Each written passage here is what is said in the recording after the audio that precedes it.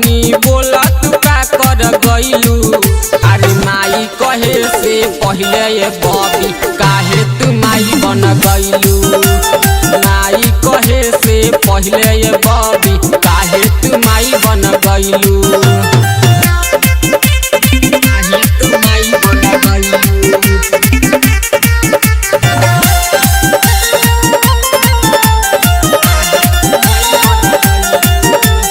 9 साल के उम्र रहे का तोहर बबुनी गवावे तू लगलू का सोहर। 9 साल के उम्र रहे का तोहर बबुनी गवावे तू लगलू का सोहर। कैसे रही भरोसा ये बबुनी बोला तू काई कइलू। अरे माई कहे से पहले ये बबी काहे तू माई बन गइलू। माई कहे से पहले ये बबी काहे तू माई बन गइलू।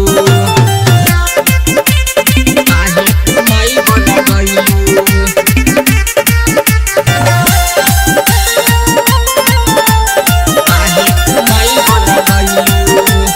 9 साल के उम्र में खेललू तू खेला बबी उठाई लेलू बड़का झमेला।